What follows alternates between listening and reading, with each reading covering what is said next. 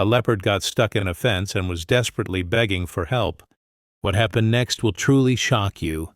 In the Madrian Sky Islands mountain range of southern Arizona, pine forests stretch like green ribbons suspended in arid valleys. This place was once home to a large leopard, but their footprints have gradually disappeared over time. Only a few individuals remain wandering in the wild, living evidence of a fading legend. Among them, there was a leopard that lived completely alone with no relatives or friends to call its name. It was once a powerful predator, majestic as a golden shadow moving under the leaves.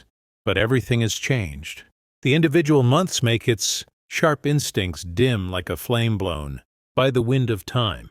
Loneliness pervaded every breath of his, as silent and persistent as the wind whistling through the mountain crevices. Every night it stands on the hilltop, looking at the horizon, hoping for an answer from the darkness. But there was no one. One morning, as the first rays of sunlight poured through the pine forest, it decided to step out of its familiar territory. His body had become thin from not hunting for many days, but his eyes still held a determined light. It passed through the trees, over a small waterfall, and followed the path where deer often went to drink. The path led it to the edge of the forest, where the sound of engines shimmered like the river of the human world. Before it loomed Interstate 19, a gray strip of asphalt like a sword cutting nature and freedom in two. A wire mesh fence stretched for miles, erected to prevent animals from crossing the highway. It stood looking across the road where the forest continued to stretch, out cool and inviting. It began to walk along the fence slowly, patiently looking for a way through.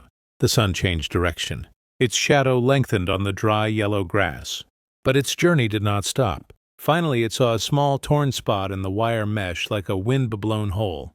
Hope flashed, fragile, but strong as the heartbeat in the chest. It bent down, pushing its shoulders and head through first, trying to squeeze its sturdy body into the narrow gap. But the net was too tight, the sharp steel wire squeezing around its shoulders and hips like invisible claws. It jerked free, its muscular body contracting in waves like a storm in its flesh. But the more he struggled, the tighter the net tightened, making his breathing rapid and painful.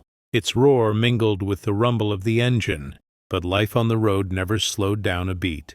The car still glided by as if there was no suffering on the other side of the fence.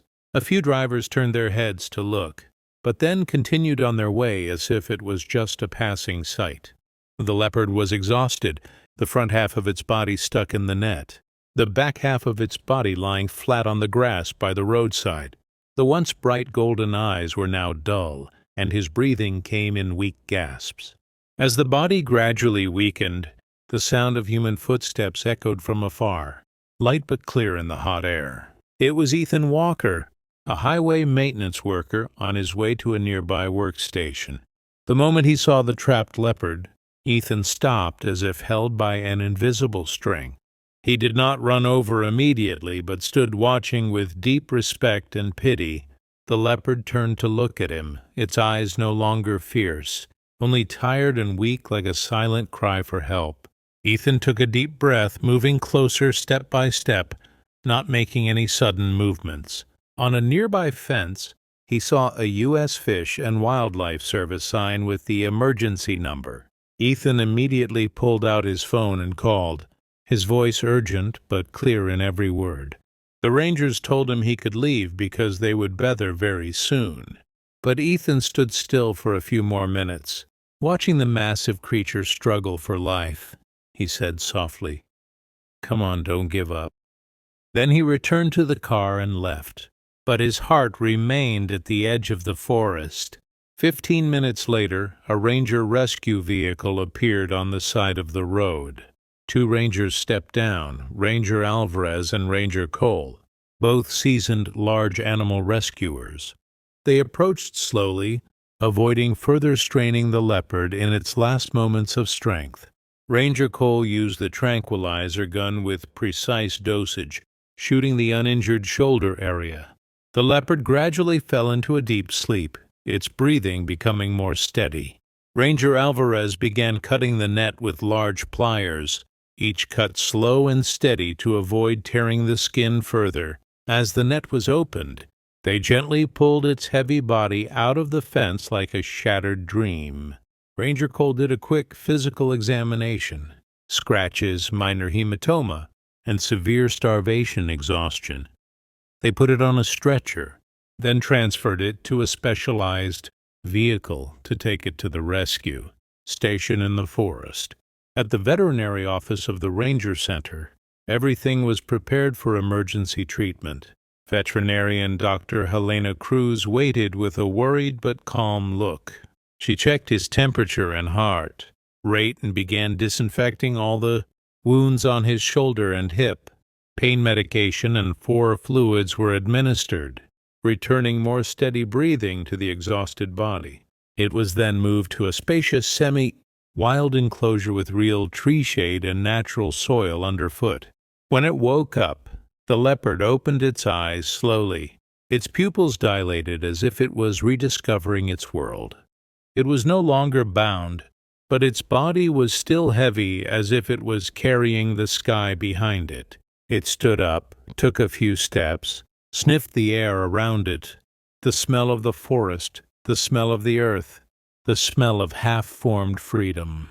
Ranger Alvarez stood outside, smiling slightly as if he had relieved some of his worries. In the afternoon, the golden sunlight fell through the treetops, dyeing its spotted fur a deep honey color. It ate each piece of fresh meat that was placed before it, slowly but steadily, as if regaining itself. The next day, it had recovered enough to begin another journey, a journey back deeper into the forest. Ranger Alvarez and Ranger Cole prepared a large iron cage with comfortable and airy space. The leopard was lightly anesthetized again to ensure safety and to prevent panic during transport. The truck slowly drove deeper into Coronado National Forest, where other jaguars were still visible. The forest here is dense, cool, and full of the sound of insects and the breath of life. They set the cage down on a carpet of dry leaves under a large shady tree. The cage door is opened slowly, letting nature lead the next step. The leopard stepped out, not in a hurry, not in panic, just the calmness of someone who had experienced the border between life and death. It stood there listening to the call of the forest in an ancient, indescribable tone. Then it moved, each step graceful and light as the wind passing through the leaves. Its shadow blended into the light and dark bands of the forest, gradually disappearing, but no longer heavy. Ranger Cole watched for a long time, then said softly, "I hope it finds its own kind." Ranger Alvarez nodded slightly, his eyes as deep as valleys. "And may it never be lonely again." In the depths of the forest, life begins again, quiet, persistent, and full of hope.